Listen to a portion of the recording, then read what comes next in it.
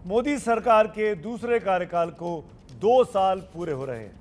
सरकार के 2 साल पूरे होने पर एबीपी न्यूज़ और सी वोटर ने देश की जनता का मूड जानने की कोशिश की है। मोदी 2 का यह दूसरा साल ऐसे वक्त में पूरा हो रहा है जब हिंदुस्तान पर कोरोना की बुरी मार पड़ी है। कोरोना से करा रहा हिंदुस्तान क्या सोचता है सरकार के बारे में, सरकार के कामकाज के बारे में, आज इस सर्वे के जरिए हम जानने की कोशिश करेंगे। हमारे साथ बड़े एक्सपर्ट भी होंगे और राजनीतिक मेहमान भी। सबसे पहले बारी बारी से परिचय कराता हूं जो लोग हमारे साथ इस कार्यक्रम में जुड़ेंगे और जुड़ते जा रहे हैं। खास लोग जुड़ने वाले हैं, उनमें मेरे साथ मेरे सहयोगी स्टूडियो में सीनियर कलीग दिबांग हमारे साथ मौजूद है। बहुत बहुत स्वागत है आपका। यशवंत देशमुख जो कि सी वोटर के फाउंडर डायरेक्टर हैं, यशवंत हमारे साथ जुड़े हुए हैं। हमारे साथ इस चर्चा में वरिष्ठ पत्रकार आलोक मेहता जी हैं, आपका भी बहुत बहुत स्वागत है। और जेडीयू के नेता अजय आलोक, डॉक्टर अजय आलोक भी हमारे साथ इस चर्चा में शामिल होंगे, आपका भी मैं बहुत बहुत स्वागत करता हूं। इसके अलावा कुछ और राजनीतिक मेहमान जुड़ेंगे, जैसे जैसे वो जुड़ते जाएंगे वैसे वैसे उनका परिचय आपसे कराता जाऊंगा। लेकिन शुरुआत सबसे पहले उन आंकड़ों से जो सी वोटर ने, यशवंत देशमुख की संस्था ने हमारे को भेजे हैं, हमारे लिए सर्वे किया है। इन आंकड़ों को जानने के लिए आपको सीधे ले चलता हूं अपनी सहयोगी रुमाना इसार खान के पास, जो तैयार हैं पूरे आंकड़ों के साथ। रुमाना। शुक्रिया सुमित जी।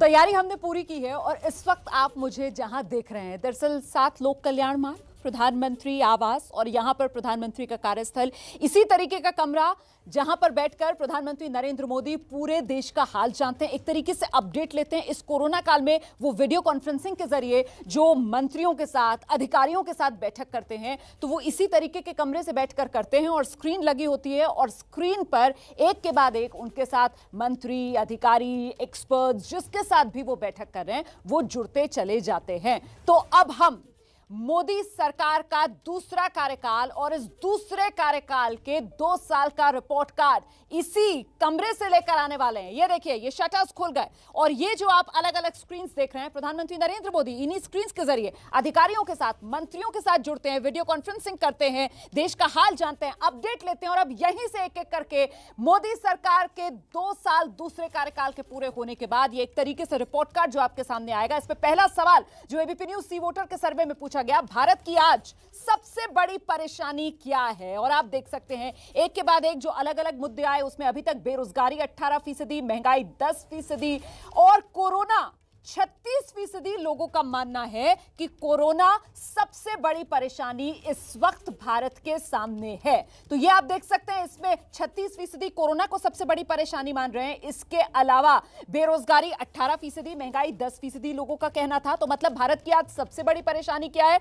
जवाब है कोरोना। इसके मायने क्या है? मायने इसके बहुत साफ हैं कि भ्रष्टाचार, बेरोजगारी, महंगाई के मुकाबले कोरोना से इस वक्त देश ज्यादा परेशान है।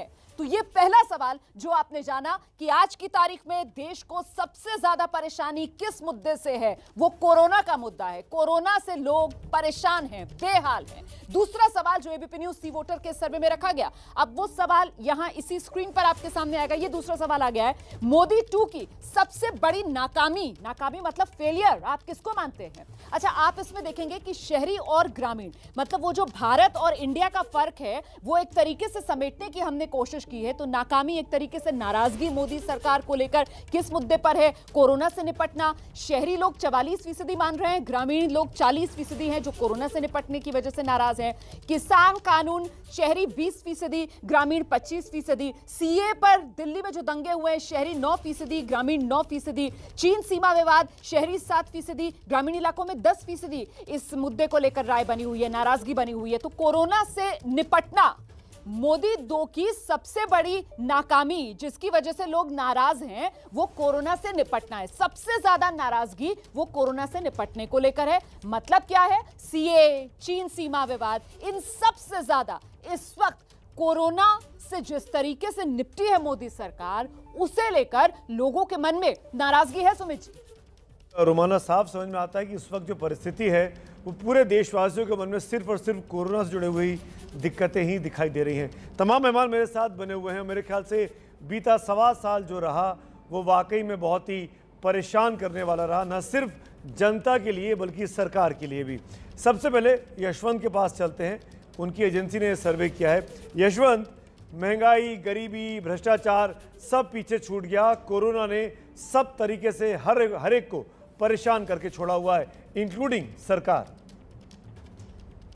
बिल्कुल सुमित, जान है तो जहान है। सबसे बड़ी बात यही है कि अगर हम लोगों की जान बची है तो हम बाकी चीजों पे अपनी नाराजगी और बाकी चीजें दर्ज भी कर सकते हैं। लेकिन फिलहाल तो कुछ महीनों से बहुत साफ दिख रहा है कि खास तौर पे अप्रैल के बाद से, पिछले अप्रैल और मई के पिछले ये 8 हफ्ते अगर हम माने, तो शायद कोई घर, कम से कम हम सबके जान पहचान में जितने भी लोग हैं, हम जानते हैं कि कोई घर अछूता नहीं रहा है इस बीमारी से।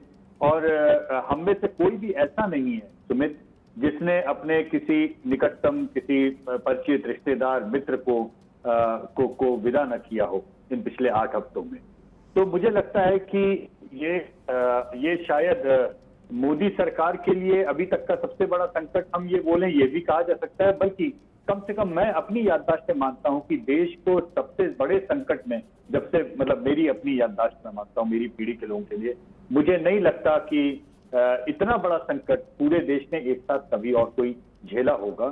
शायद हमसे पुरानी पीढ़ी चीन के आक्रमण को संकट एक उस तरह के लेवल पे मान सकते, लेकिन शायद ये उससे भी ज्यादा बड़ा संकट है। एक चीज जो आप ही की चीज सर्वे से निकल के आती है, जिसका जवाब मैं अजय आलोक आपसे जानना चाहूंगा। अखिलेश प्रताप सिंह, कांग्रेस पार्टी के नेता प्रवक्ता, वो भी जुड़ गए मेरे साथ, स्क्रीन पे उनको देख पा रहा हूँ। लेकिन डॉक्टर अजय आलोक, मैं जानना चाहूँगा, आप खुद डॉक्टर हैं, कोरोना महामारी है, दुनिया के तमाम 200 देश इससे परेशान चल रहे हैं, लेकिन जिस तरीके से जनता ने कहा, चाहे शहरी हो चाहे ग्रामीण हो, करीब 40 से ज़्यादा फीसदी लोगों को लगता है कि इससे निपटना जो था वो सरकार की एक तरीके से नाकामी थी, नाराज़गी दिखाई दी।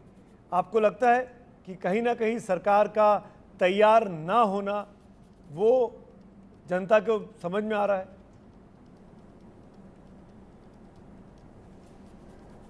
मेरा सुमित इसमें ज़्यादा ये मानना है कि जिस वैश्विक महामारी से सिर्फ भारत नहीं बल्कि पूरा विश्व निपट रहा है, तो उसमें स्वाभाविक है जिस स्केल का ये पैंडेमिक था, आप कितनी भी तैयारी कर लें वो तैयारी कभी पर्याप्त नहीं होती। इसके बावजूद मैं थोड़ा सरप्राइज हूँ कि 40% लोग ही कह रहे हैं कि सरकार नाकाम रही कोरोना से निपटने में, क्योंकि सिर्फ केंद्र सरकार का दायित्व नहीं था, ये तो राज्य सरकार, केंद्र सरकार दोनों का दायित्व है। और सच्चाई है कि हमने देखा कि ऑक्सीजन क्राइसिस हुई, सरकार ने मैनेज किया। हमने देखा कि बेड की क्राइसिस हुई, आईसीयू की क्राइसिस हुई, सरकार ने मैनेज किया। हमने देखा रेमडेसिविर की क्राइसिस हुई, सरकार ने मैनेज किया। आज भी ब्लैक फंगस से हम निपट रहे हैं। फुटेरेसिन बी जो देश में उत्पादन नहीं होता था, उसका उत्पादन हम बढ़ा रहे हैं। तो प्रयास हर जगह से चल रहे हैं, लेकिन इस पैंडेमिक का स्केल इतना बड़ा है कि कोई भी सरकार है, अमेरिका त्राहिमाम कर गया विश्व सुपर पावर होकर, न्यूयॉर्क में इतनी जाने गई, तो उसके बावजूद भी आज लोग वैक्सीनेशन कर पा रहे हैं। हमने भी वैक्सीनेशन शुरू कर दी। आज 20 करोड़ से ऊपर लोगों को सिंगल डोज लग चुकी है, 4 करोड़ लगभग लोगों को डबल डोज लग चुकी है। तो हम एक सही सार्थक दिशा में आगे बढ़ रहे हैं। लेकिन एक वजह जाइए, मैं आप ही की बात से डॉक्टर साहब, मैं आप ही की बात से डॉक्टर साहब दिवांग का एक रिएक्शन लेना चाहता हूं। आपने सुना दिवांग जिस तरीके से बोल रहे हैं कि जो क्राइसिस आई उससे निपटे। मेरा सवाल यह कि क्या प्रीएम्प्ट नहीं करना चाहिए था? मैं तो इनसे कतई सहमत नहीं हूँ सुमित। मुझे लगता है कि ये कहना बहुत जनरलाइज तरीके से बात करना है कि बहुत बड़ी पैंडेमिक थी और हम कर क्या सकते थे, पूरी दुनिया इसके नीचे दब गई। सवाल है कि जब आपके पास मौका था तब आपने क्या किया, क्योंकि ये एक ऐसी चुनौती थी जो अगर एक राष्ट्राध्यक्ष ने देखी तो एक इंस्टीट्यूट के जो चीफ हैं उन्होंने भी देखी। सबने बराबर तरीके से इस महामारी को झेला, सबके लिए ये चुनौती रही। आपके पास जब जब मौका था तब तब आपने क्या किया? आपने कुछ नहीं किया, आप सिर्फ इंतज़ार करते रह गए।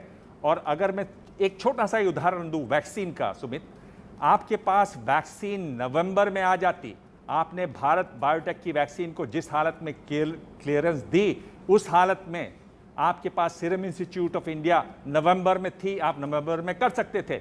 आपने 3 जनवरी को वैक्सीन को अप्रूवल दिया और हैरानी की बात है, शर्म की बात है कि 3 जनवरी को अप्रूवल देने के बाद आपने पहली डोज लगाई 16 जनवरी को, आपने ऑर्डर दिया 13 जनवरी को। दुनिया भर के देश वैक्सीन एडवांस में खरीद रहे थे, आपने वो नहीं किया। आपने अप्रूवल देने के बाद भी 10 दिन इंतजार किया। इससे क्या दिखाता है कि आप सीरियस नहीं थे, आप गंभीरता नहीं समझ रहे थे। आपके पास जब काम करने का मौका था आपने काम नहीं किया। लगातार वैक्सीन बनाने वाली कंपनियां कहती रहीं कि आप हमें पैसा मुहैया करवाइए, हम अपनी प्रोडक्शन बनाना चाहते हैं। आपने नहीं किया, आप सेलिब्रेशन के मोड में आ गए कि ये तो खत्म हो गया। मैं सिर्फ वैक्सीन की बात करके ये दिखाना चाहता हूं कि आप ये जो कह रहे हैं कि हमने सब कुछ किया, कोशिश की, वो बात सही नहीं है। आप वैक्सीन बनाने वाली दुनिया की फैक्ट्री मानी जाती है और आज आप वैक्सीन के लिए तरस रहे हैं, तड़प रहे हैं। आपके जो वैक्सीनेशन सेंटर्स हैं वो बंद हो रहे हैं। आलोक मेहता जी, दिव्यांग काफ़ी परेशान है, गुस्से में है, नाराज है सरकार की नीति को लेकर, इस पूरी बीमारी से निपटने के लिए। आपकी राय, फिर आगे बढ़ता हूं। देखिए सुमित जी, चूंकि मेरा ख्याल है दिव्यांग जी की तो और ज़्यादा संपर्क भी हैं और आप यशवंत देशमुख का तो न्यूयॉर्क में भी ऑफिस है। यदि वो पता करेंगे और वहाँ सर्वे करेंगे तो इससे ज़्यादा जो नाराज़गी, जैसे आपने बताया 40% भी मान लीजिए 36% है, तो उस दृष्टि से देखें। आवाज़ इको हो रही है, वैसे आप चेक कर लीजिएगा जी, आप बोलिए। तो मेरा मानना है कि वैक्सीनेशन ही एक वैक्सीनेशन अंतिम पॉइंट है क्या? अभी भारत के दिल्ली के बड़े बड़े ऐसे पत्रकार हैं जिन्होंने नहीं लगाया, गांव के लोग अभी भी कई लोग तैयार नहीं हुए हैं। वैक्सीन होना चाहिए, ये ठीक है। ब्रिटेन में कितनी बड़ी संख्या में अभी तक नहीं लगा है। ये कहना कि रातों रात वैक्सीन या गलतियाँ हुई है, देखिए कौन भारत में जितनी तैयारी करते हैं, हमारा सिस्टम क्या है। एम्स के डायरेक्टर के लिए, आज की बात नहीं कर रहा हूँ, पहले की, जब दिव्यांगी और ज़्यादा सक्रिय थे और कांग्रेस की सरकार थी, 30 करोड़ रुपया एम्स के डायरेक्टर के लिए मांगा जाता था नियुक्ति के लिए। भ्रष्टाचार नीचे से ऊपर तक रहा है भारत में, आज भी है। मैं ये नहीं कह रहा हूँ कि आज खत्म हो गया, इसलिए सिस्टम इतना स्लो चलता है। मिसाइल में अब्दुल कलाम कितनी बार फेल हुए थे, देश के राष्ट्रपति बने। आलोक जी, वैक्सीन पर बात कर रहे हैं, कोरोना पर बात कर रहे हैं, आप करप्शन पे चले गए। हाँ। आपने एक बात कही आलोक जी, मैं आप ही से काउंटर क्वेश्चन पूछता हूं कि कई पत्रकारों ने नहीं लगाया है दिल्ली में। मेरा सवाल यह है कि क्यों नहीं लगाया उन्होंने? वैक्सीन मिली नहीं होगी तभी तो नहीं लगाया ना। नहीं नहीं नहीं, अरे मैं इसके पहले की बात कर रहा हूं। मैं आपको अलग से नंबर दे दूंगा, यहां नहीं दूंगा।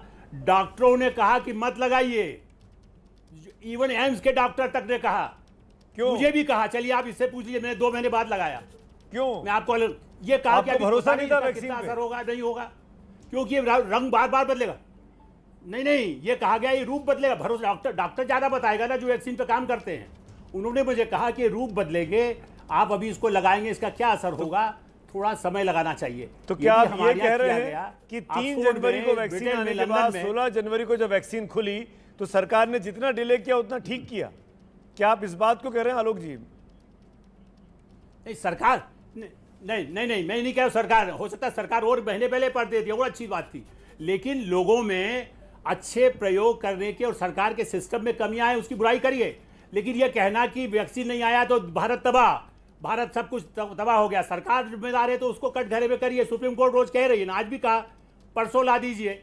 आप बताइए, कोई भी चीज़ वैज्ञानिक दृष्टि से खोज की जाती है। वैक्सीन जैसे मामलों में जो रोज रंग बदल रहा है, रूप बदल रहा है, आज आप 100 करोड़ का ऑर्डर कल मान लीजिए मिल जाएगा और उसके बाद जब वो कहेंगे ये तो किसी काम की नहीं है। कई बार ऐसे इंजेक्शन कितना वेस्ट हुआ है। शुरू के राज्यों में आप देखिए, कई लोगों ने नहीं लगाया, 30-40 लाख उस तरह के वेस्ट हुआ कि नहीं हुआ। तो मेरा मानना है कि तैयारी में कमी थी, राज्यों के साथ तालमेल में कमी थी। इसको आप कमजोरी कहिए, गलतियां कहिए, लेकिन ये कहना कि वैक्सीन एक आधार है, सरकार फेल है, यदि पहले तैयारी नहीं थी, अस्पताल जो बड़ थे। आपसे मैं ये कह रहा हूं आलोक जी, मुद्दे पे रहे हम लोग। मुद्दा क्या है? सवाल वैक्सीन प्रोडक्शन के बारे में हो रही है। आप जरा सी बात पे अटके हुए हैं कि इसने विरोध किया, नहीं किया। अगर आपके पास वैक्सीन होती सब लोग लगाते। आज वैक्सीन सेंटर्स बंद हो रहे हैं, ये सच्चाई है। इस सच्चाई से आप मुंह नहीं मोड़ सकते। नहीं लगाते, और इसलिए बंद हो रहे हैं क्योंकि उनके पास वैक्सीन नहीं है। जब आपके पास वैक्सीन उत्पादन बढ़ाने का, जब आपके पास में भी नहीं लगाए लोग, आपने वो नहीं किया, मदद नहीं की अपने फैक्ट्रीज की। आप गौण मुद्दों पर क्यों फोकस कर रहे हैं आलोक जी? आप वरिष्ठ पत्रकार हैं, मैं कह रहा हूं बड़ा सवाल क्या है? बड़ा सवाल यह है कि हमारे पास आज वैक्सीन नहीं है और सरकार को जब कदम उठाना चाहिए था, सरकार ने कदम नहीं उठाए। सरकार को यह बात माननी चाहिए कि उनसे इस बारे में गलती हुई। दुनिया भर में लोग एडवांस में वैक्सीन खरीद रहे थे, हमने अपने घर में वैक्सीन बन रही है और 10 दिन तक हम इंतजार करते रह गए। यूएस में और यूके में दूसरे और तीसरे दिन वैक्सीन लगनी शुरू हो गई, हम 10 दिन बाद तो हमने पहला ऑर्डर प्लेस किया। आलोक जी जवाब दीजिए, अखिलेश जी बात।